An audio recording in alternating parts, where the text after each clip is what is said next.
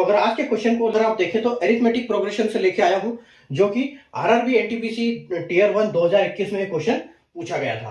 तो सबसे पहले तो देखो समांतर श्रेणी होता क्या है, ये आपको इसके बारे में आइडिया नहीं है, तो मैं आपको थोड़ा सा इसका बेसिक बताता हूं, तो ताकि आपको उससे समझ में आएगा और उससे बेसिक समझने से क्या होगा कि आपको इससे हर तरह के क्वेश्चन अरिथमेटिक प्रोग्रेशन के बनेंगे। क्योंकि समांतर श्रेणी होती है उसमें क्या प्लस और माइनस की सीरीज होती है, ठीक है, तो उसको बोलते हैं हम अरिथमेटिक प्रोग्रेशन। दो तीन चीजें बेसिक्स आपको पता होना चाहिए, ठीक है। यहां पर क्या होता है कि एक तो ए होता है, ए को हम क्या बोलते हैं फर्स्ट टर्म, ठीक है, ए यानी कि फर्स्ट टर्म होता है।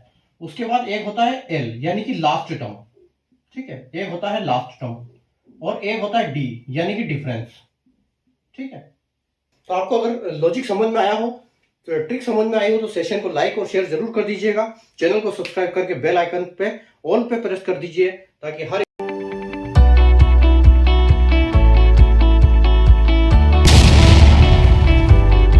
नमस्ते बच्चों, जय हिंद, वंदे मातरम। मैं धनपाल दिथलिया और आपका एक बार फिर से स्वागत है मैजिक मैथ्स के इस छोटे सेशन में, जिसका नाम है 4D सीरीज। 4D यानी कि डेली डोज बाय धनपाल दिथलिया, और एक ऐसी इंपॉर्टेंट सीरीज जिसमें एक इंपॉर्टेंट क्वेश्चन का डोज आपके लिए डेली लेके आता हूँ। और ऐसा इंपॉर्टेंट क्वेश्चन जो कि PYQ होता है, प्रीवियस ईयर क्वेश्चन, जो कि पहले कई एग्जाम्स में आया हुआ है, या फिर इसके कॉन्सेप्ट पे बार बार क्वेश्चन बनते हैं।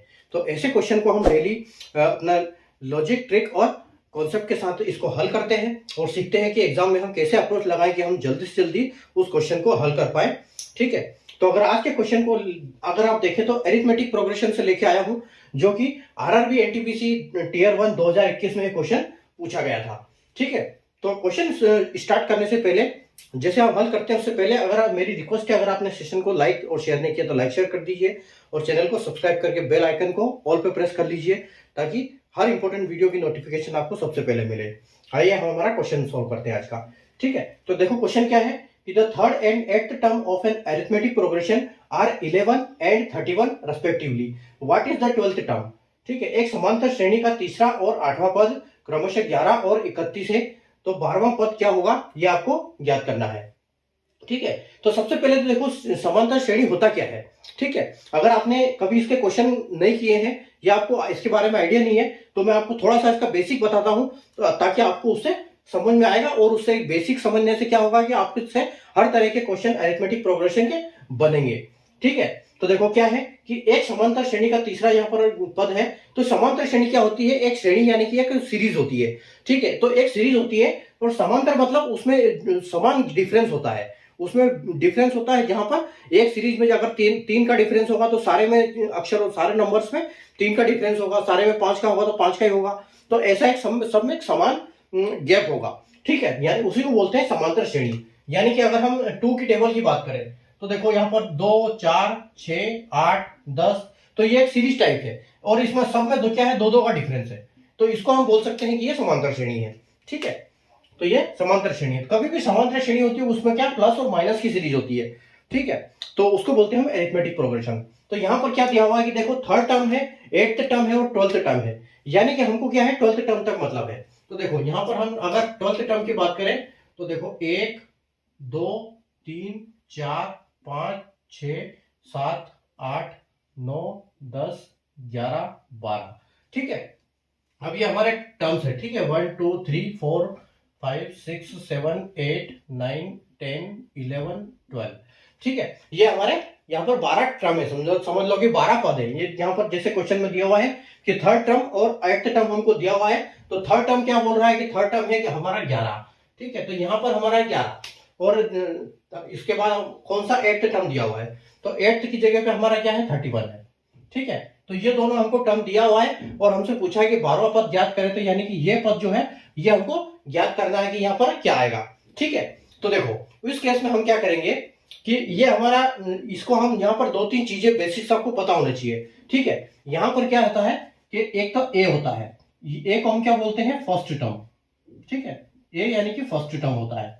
उसके बाद एक होता है एल यानी कि लास्ट टर्म, ठीक है, एक होता है लास्ट टर्म, और एक होता है डी यानी कि डिफरेंस, ठीक है, ये डी यानी कि डिफरेंस। तो डी क्या होगा, इन सारे के बीच में जो गैप होगी उसको हम डी बोलेंगे, और ये जो हमारा है ये ए है, ठीक है, हम इसको बोलेंगे ए फर्स्ट टर्म, ठीक है, ए, और इसको हम बोल सकते हैं कि लास्ट टर्म, अगर हमको दिया है तो लास्ट टर्म, या फिर कभी कभी क्या होता है बीच में से निकालना है, लेकिन हम मानेंगे उसी को बीच में, उसी को एल मान लेंगे हम। ठीक है, तो देखो ए यहां पर क्या होता है, तो हम बी को क्या बोलेंगे, ए प्लस डी, क्योंकि इन दोनों का जो डिफरेंस होगा जब अगर ए में जोड़ देंगे तो हमको सेकंड टर्म मिलेगा, तो हम उसको बोल सकते हैं ए डी।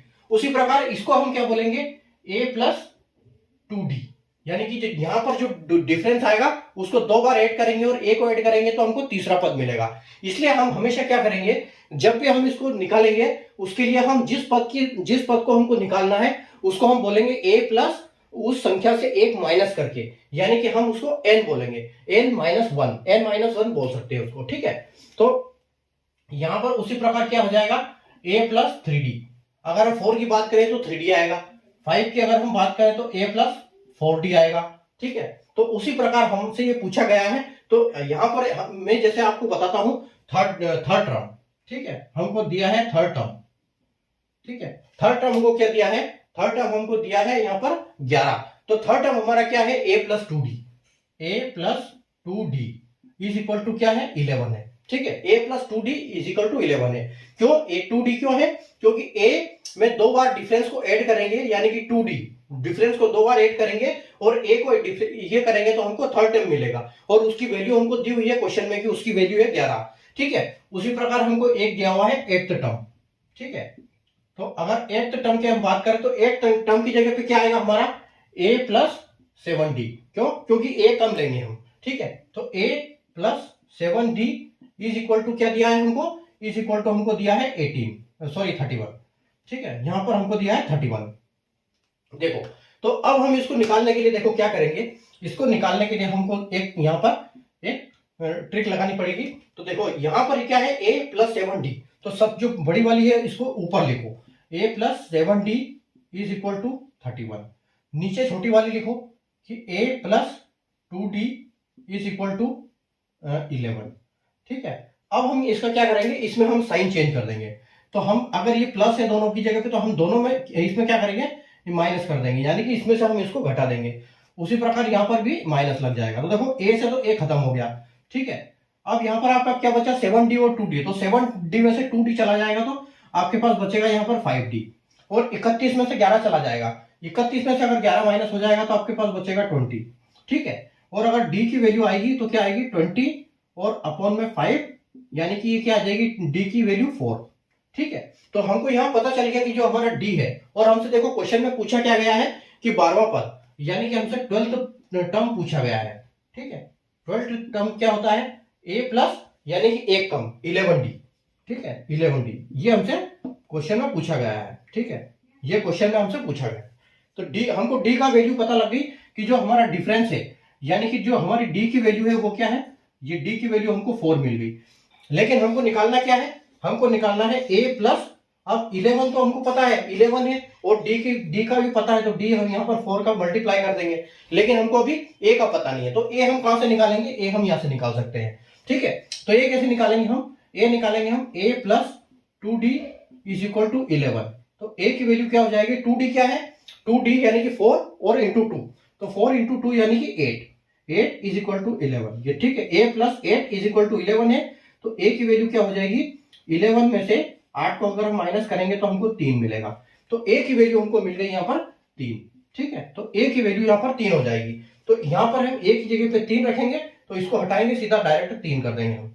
ठीक है, तो देखो 3 प्लस 11 चौके 44, 44 और 3 47, यानी कि 47 जो है हमारा करेक्ट आंसर आएगा।